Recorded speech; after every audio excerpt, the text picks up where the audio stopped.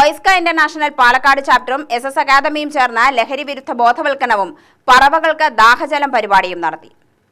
പാലക്കാട് കോട്ടമൈതാനത്തിന് സമീപം ചിൽഡ്രൻസ് പാർക്കിലാണ് പരിപാടി നടന്നത്.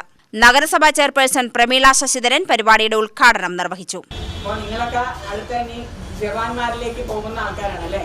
പല രീതിയിലും ജവാന്മാരും നഴ്സിംഗും മിലിറ്ററിയുമായി ബന്ധപ്പെട്ടിട്ടുള്ള ആൾക്കാരാണ് നിങ്ങളിവിടെ എത്തിച്ചേർന്നത്. നിങ്ങളാണ് സമൂഹത്തെ സേവിക്കേണ്ട ആൾക്കാരല്ലേ.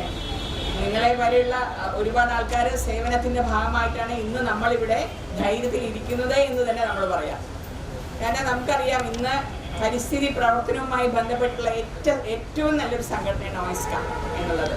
പരിസ്ഥിതിയുമായി ബന്ധപ്പെട്ടിട്ട് ഒരുപാട് പ്രവർത്തനങ്ങൾ ചെയ്യുന്ന ഈ ഒയിസ്കയുടെ നമ്മുടെ ചിൽഡ്രൻസ് പാർക്ക് കഴിഞ്ഞ കുറേ വർഷങ്ങളായിട്ട് പാലക്കാട് നഗരസഭ ഒയിസ്കയ്ക്ക് കൊടുത്തിരിക്കുകയാണ്.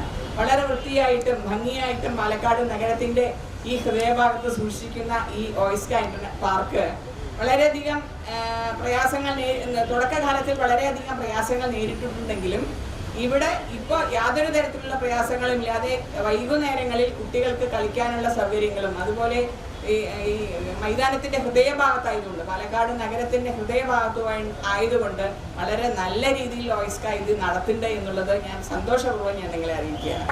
Palakkad excise enforcement and anti narcotic special squad preventive officer VP Mahesh ലഹരി വിരുദ്ധ ഫ്ലാഷ് മോബ് ഉദ്ഘാടനം ചെയ്തു. SS അക്കാദമിയിലെ 100-ലധികം വിദ്യാർത്ഥികൾ മയക്കുമരുന്ന് ഉപയോഗത്തിനെതിരായി അവതരിപ്പിച്ച ഫ്ലാഷ് മോബ് പൊതുജനങ്ങൾക്കുള്ള ഫലപ്രദമായ ബോധവൽക്കരണമായി. ലഹരി ഉപയോഗത്തിന്റെ ഭീകരതകളെക്കുറിച്ച് അദ്ദേഹം വിശദീകരിക്കുകയും ചെയ്തു.